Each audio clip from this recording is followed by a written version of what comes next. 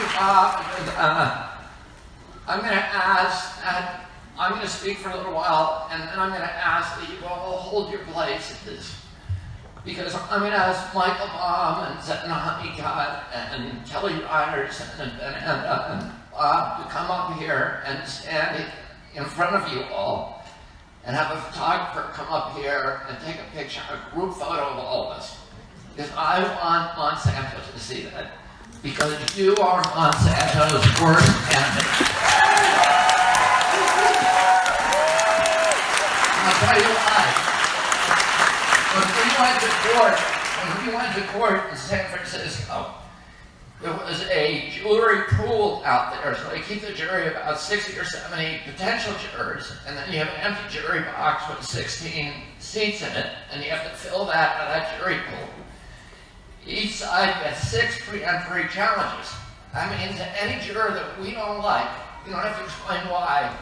6 times we can say, we don't like that guy, get rid of him. Yeah. And then there's an unlimited amount of challenges for cause. So if somebody gets up there under questioning, acknowledges that they cannot be fair to that defendant, then you can get rid of them. Or they can't be fair to the plaintiff, and you can get rid of them. It doesn't count against your pre-entry challenges. And usually there's 2 or 3 of those people on a typical jury.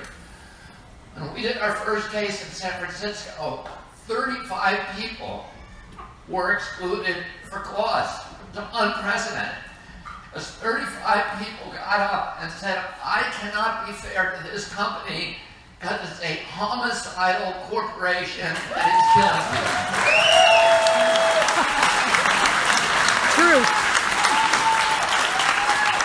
And then we won $289 million in that one. We won $81 million in the next one. And the third one, Brent Wisner, who was a 35-year-old kid who was the lead counsel from Long Headland, and we said, what are you going to ask for? It's a huge strategic decision about what do you ask the jury for. You don't want to seem like you're overreaching.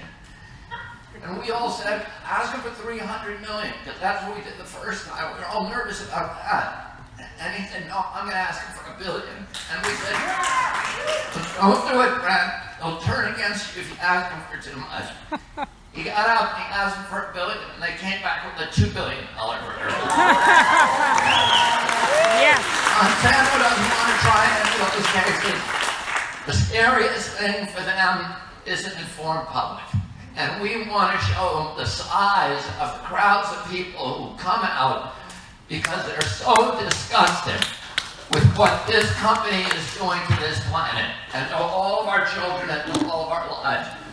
I'm going to tell you a little about how I got into this. I spent 35 years working for fishermen on the Hudson River. The Hudson River Keeper Group was started by commercial and recreational fishermen back in the 60s. I started working there in 1984, suing polluters. With a patrol boat on the river, we go out, we track down polluters and sue them. And I brought over 500 successful lawsuits on the Hudson, forced polluters and spent about $5.5 billion remediating the river. And as a result of our success in restoring the Hudson today is an international model for ecosystem protection. It's the richest waterway in the North Atlantic. It produces more pounds of fish per acre, more biomass per gallon than any other waterway in the Atlantic Ocean. And one of the things I learned from those fishermen is that we're not protecting the environment so much for the sake of the fishes and the birds, but because we recognize we're doing it for our own sake. Because we recognize that nature is the infrastructure of our communities. Woo! And that if we want to meet our obligation as a generation, as a civilization, as a nation, which is to create communities for our children that provide them with the same opportunities for dignity and enrichment and prosperity and good health as the communities that our parents gave us, we've got to start by protecting our environmental infrastructure.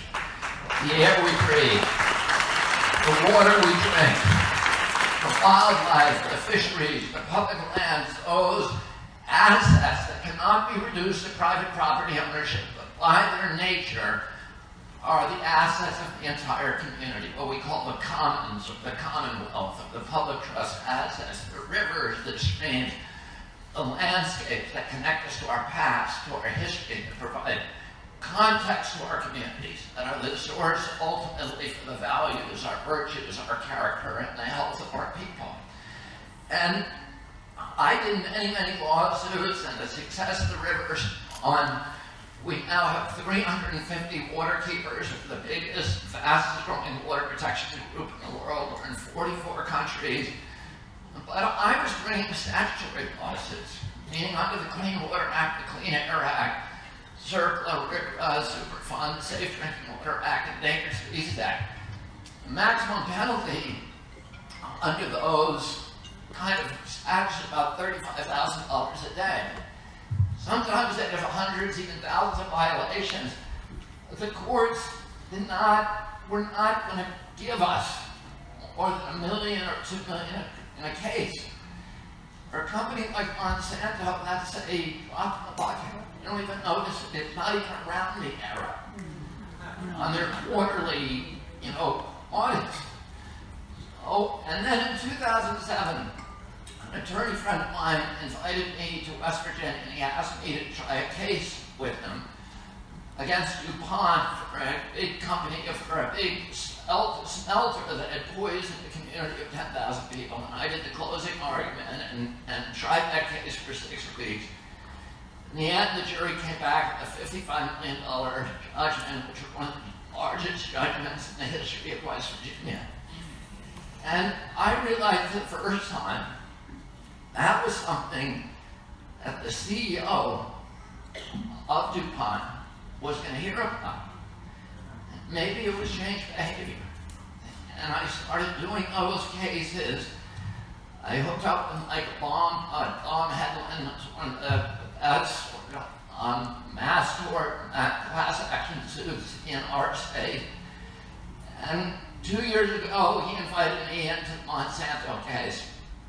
And Monsanto, to me, if my life was a Superman comic, Monsanto would be Lex Luthor. I spent 30 years on the Hudson River. My first case on the Hudson was trying to get Monsanto's PCBs out of the river. We cleaned up the Hudson, but the PCBs will be there for 200 years. Many of the fishermen that I represent have had to close shop because the fish, although the fish are abundant in the river, are too toxic to sell because of Monsanto's PCBs. I spent 30 years trying to get General Electric Monsanto to clean those out of the Hudson. And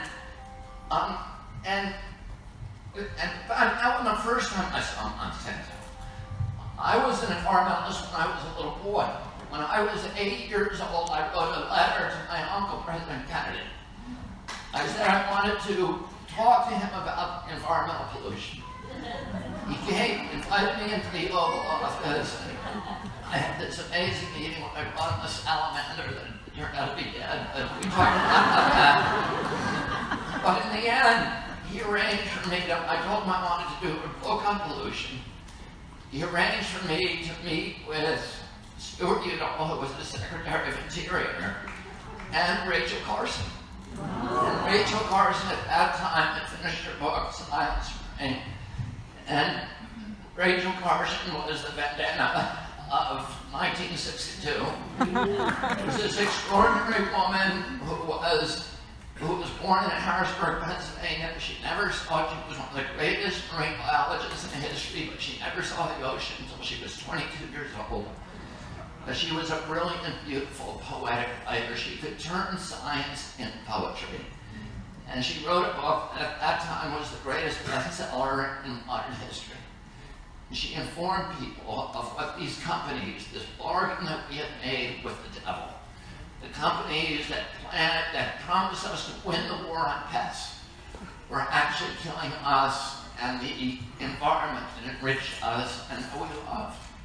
And Monsanto, when we tried this case against Monsanto, a lot of people would say to us, they're using the tobacco playbook. Monsanto invented the tobacco playbook. They're the ones who invited Hill and Moulton and Edelman in to create all these phony front groups and all of the tactics and strategies that have been used by polluters for the past 30 years. They vilified Rachel Carson. They had these respectable third-party individuals and organizations who were going across the country smacking her. And at the time, she never defended herself because she was dying of cancer at that time. But they called her, the American Medical Association came out and condemned her. The American Garden Club came out and condemned her. They were all paid off on Monsanto. Time Magazine, Life Magazine, Sports Illustrated. And if you read their talking points, it's always the same. They use the same language and the same duplicity. And they constantly are, whenever they call it talk to her or talk about her, in every press release and article, they call her a spinster, which was the contemporary euphemism for lesbian. And it was a way of attacking her personally because they couldn't attack her on the science. But they said all of her science was nonsense. My uncle, Jack Kennedy's own USDA, was the spear tip of Monsanto's attack on Rachel Carson. They vilified her and everything. They spent millions of dollars in taxpayer money trying to destroy her. My uncle couldn't even do anything about changing that institution. But he asked his science advisor, Jerome Wisner, to assemble the best agricultural and toxicity scientists in the world to go through Rachel Carson's book, paragraph by paragraph, sentence by sentence, point by point, and see if it was true. It came back 8 weeks later and verified every significant assertion in that book. And they vindicated Rachel Carson. As a result of that, we had, in the coming year, as a direct result of that, we ended up banning DDT in this country, which was Monsanto was a company that had specialized throughout its existence on the most toxic chemicals known to man, the most reprehensible behavior. And DDT was its flagship chemical. They also, I was also involved in Agent Orange because my uncle ran the hearings on Agent Orange on Capitol Hill when the CDC at that time was saying Agent Orange doesn't cause any problems. Colleen Wood, the woman who ran all those phony studies, was called before Congress and my uncle's committee and forced because they didn't want to pay the VA for the expense of these men who were coming in with all these strange kind of cancers. And again, Congress had to step in and throw those studies out and recognize that Agent Orange had caused this problem. But DDT was its flagship chemical. And when they lost that, they needed to find, in '73, they lost DDT. They needed to find another pesticide or herbicide to replace it. They had a scientist called Stephen France. And this chemical glyphosate had been invented or had been patented originally as a sealant to clean out the inside of pipes and tanks when there were calcium accumulations or metals accumulations. It's a chelates chemical. It sucks all of the chemicals, the minerals, and the nutrients out of everything. That's why your corn weighs less than a bushel of corn did a decade ago. Because all the minerals are now chelated out of it. All the nutrients are chelated out of it. Somebody at some point took a cup of that stuff, they threw it in the backyard, and they noticed it killed everything green. And Stephen France got a hold of it and said, and he was the chief chemist from Monsanto, and said, this could be a great herbicide. And originally, it didn't make a big splash. If the first decade, it was about 3% of herbicide use across the globe.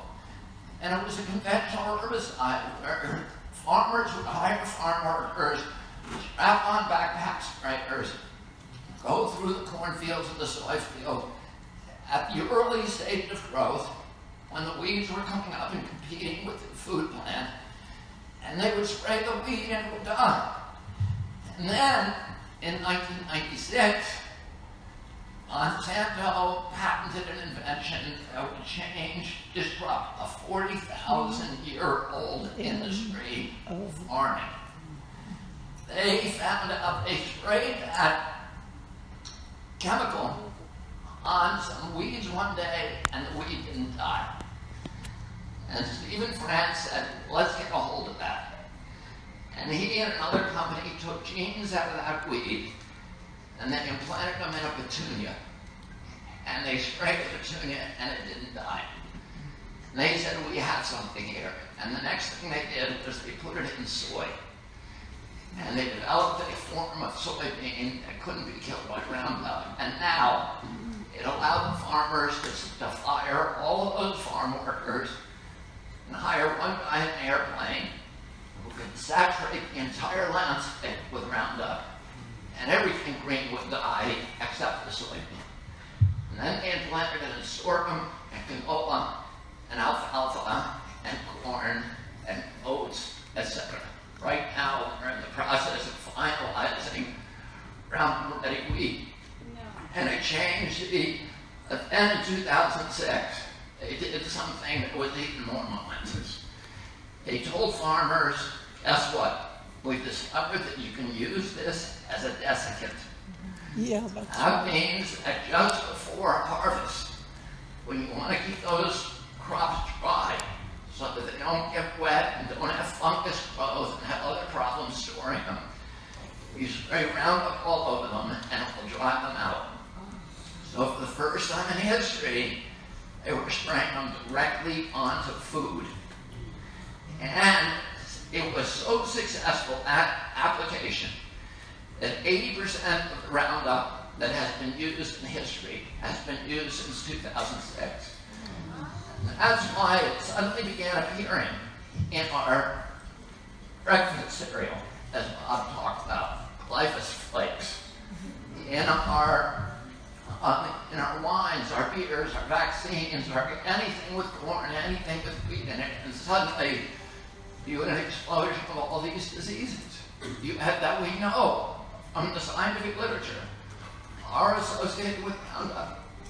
Non-alcoholic fatty liver cancer, and they give it to which is suddenly exploding in children 10 years old. Never seen like that before. Liver disease, liver cancers, when you give it to a rat or a mouse, they all get kidney cancers, ovarian cancers, breast cancers.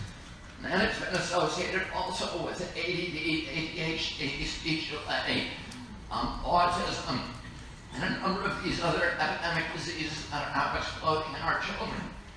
We have a lot of different things that our children today are walking around in toxic soup.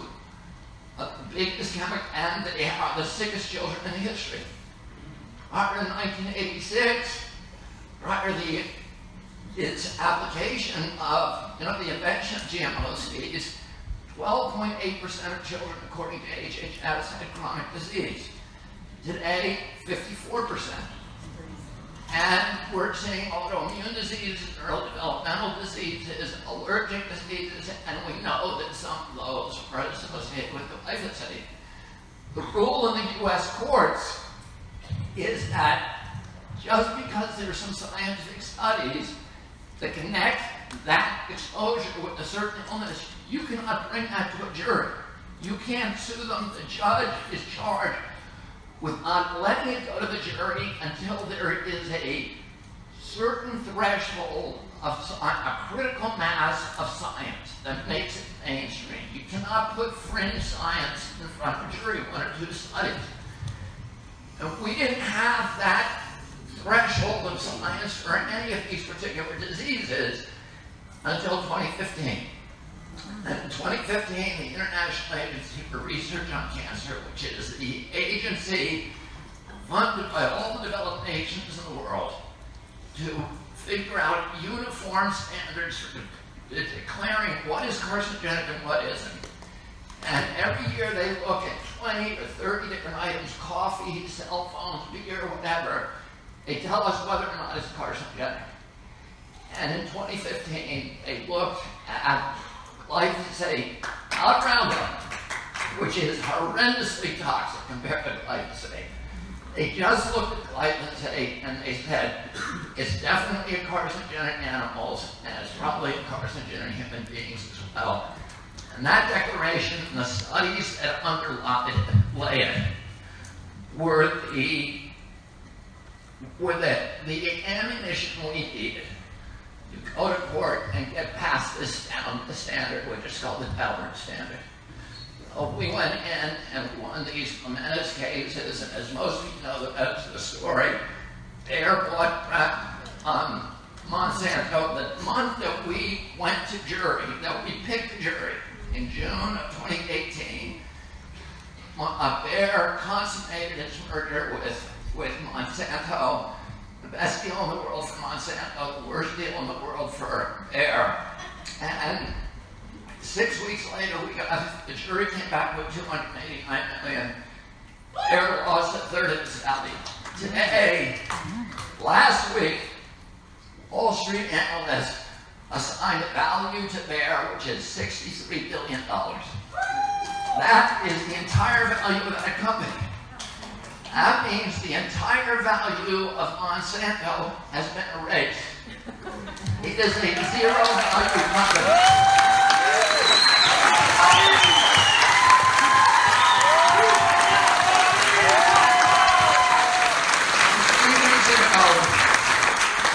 3 weeks ago, the Bayer, analysts are now saying they're going to have to break up to survive this. Sold its animal health division for $7 billion to pay for our lawsuits. This is a company that we are putting out of business, which is where they belong.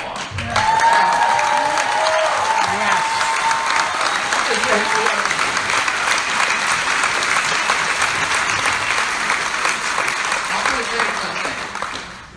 2 days ago, I was in New York, in the Hudson Valley, visiting an old friend named Lucy Waletsky. She's a member of the Rockefeller family. She's a physician and a huge activist against Monsanto and against pesticides. She's spent her whole life, all of her philanthropy, has been dedicated toward reducing toxic loads on our children.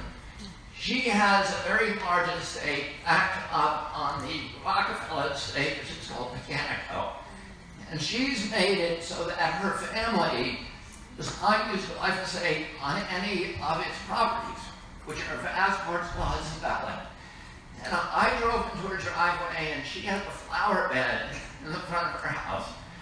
And I saw something that made my heart sing. There were clouds and clouds of swallowtail and monarchs and 50 different other species of butterflies, and every flower had bees in it. And I said to her, this is amazing. And she said, that's what happens when you get rid of glyphosate. And it gave me hope because, I grew up with that everywhere, and my kids have never seen a cloud of butterflies. And I want them to see that. And it gave me hope that when we put this company into the grave, that my children may have a hope of seeing that thing once again, and that their lives will be enriched instead of impoverished. To say one other thing, which is, in 1985, EPA made an official finding that glyphosate causes cancer. And that was their position. And Monsanto made an internal political campaign that forced EPA to withdraw that study. They had a study that showed not only if you feed it to rats that get cancer tumors, you feed it to mice that get kidney tumors, you paint it on the side of a mouse, and tumors will grow. So they had a study, a very damning study that showed that it could make liver cancers in most of rats. And they said, let's do this. We're going to spend a lot of money. We're going to hire and corrupt one of the greatest scientists in the world, Arthur Kushner, and we'll get him to come in and create a study to challenge that. Kushner came in, and he spent a lot of days in secret with that study, and then he announced, I found tumors in the control group. Nobody else but Kushner ever saw those tumors. But what it meant was, that's the control group. They didn't get exposed. And all the rest in the study group had tumors, but none in the control group. But he said, I found in the control group. That means the study is no good. It doesn't show anything. The EPA was skeptical, but they said, we will withdraw the cancer designation, but only if you agree to redo those studies. Monsanto said, fine. What happened? The cancer designation was withdrawn, and those studies in 30 years have never been done. Monsanto placed one of its toadies as head of the pesticide division at EPA, I call Jess Rowland, and his job was to kill every study that came up, and Michael Baum got this released, these discovery documents where Jess Rowland is writing to his handlers at Monsanto, saying, I'm about to kill the ATSTR study, that's another federal agency that tried to do its own study. And he said, after I get done with this, you need to give me a gold medal. Oh, he wasn't working for the government. They had captured the agencies. And the jury saw that. And that's why they gave us those three judgments. Because they were angry at Monsanto for subverting and corrupting our government, corrupting science, corrupting everything. Their stink, their subversion was on everything that we value as a nation. Now, but it was the capacity of these companies to capture our agencies that is the most worrying thing for me. Yes. Because even if we win these battles, they'll do it again and again and again. And from the beginning of our national history, our most beloved political leaders have warned Americans against the domination of corporate power. And you know, listen, we live in an era when government power is something to be feared terribly.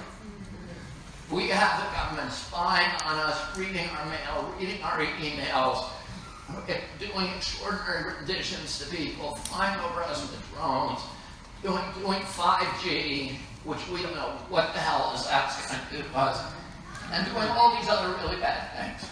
But from the beginning of our history, our most beloved and visionary leaders have said to America, you have to be careful about corporate power. In fact, Thomas Jefferson did not want corporate power to be at all. That if they will grow until they can warp and overwhelm democracy. But not just the Democrats, the Republicans. Teddy Roosevelt said this country would never be destroyed or overrun by a foreign enemy. And he warned that our beloved democratic institutions would be subverted by malefactors of great wealth who would steal them from within and subvert them and corrode them from within. Dwight Eisenhower, in his greatest speech ever, his farewell speech in 1961, warned America against the domination of the corporate and military-industrial complex. And you know, these chemicals, as Anya has written, all came out of the military-industrial complex. That's what they came. German scientists developed all this crap during the war. And Abraham Lincoln, the greatest Republican in history, founder of the Republican Party, probably the greatest president in our history, said at the height of the Civil War in 1863, I have the South in front of me, and I have the corporations behind me, and for my nation, I give corporations more.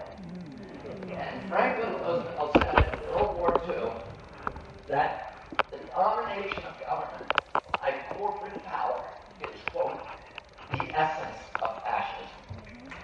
And Benito Mussolini, who had an insider's view of that process, complained that fascism should not be called fascism. It should be called corporatism, he said, because it was the merger of state and corporate powers. What we need to understand as Americans is that the domination of business by government is called communism. The domination of government by business is called fascism. And what our job is to walk that narrow trail in between and keep the government that day with our right hand and keep big business at bay with our left, and walk the narrow trail in between, which is free market capitalism and democracy. And we don't have free markets, by the way, in this country. We don't have anything to do with markets, and you know it. Monsanto has destroyed this company by dismantling the markets. They have all of the corn, it's all fixed. It's all these crop guarantees. These companies will say, we love free markets, just leave the market alone and stop regulating us. But if you look at their feet, rather than listening to the seductive noises that come from their mouths, they hate markets. What they want is a cushy socialism for the rich and big corporations and a brutal, savage capitalism for the poor.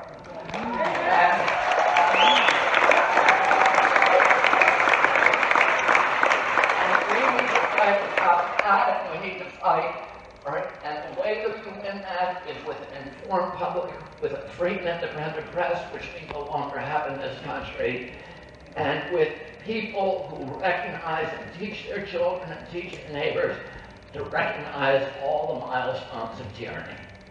And that's why all of you are so important, because you are here, because you understand the jeopardy to our nation today, and you're willing to stand up for it. And I want to thank all of you for that. And thank you, and I want you all, and I ask Mr. Bond to come up here. I want you all to stay in your places so we can get a huge group photo of all of you.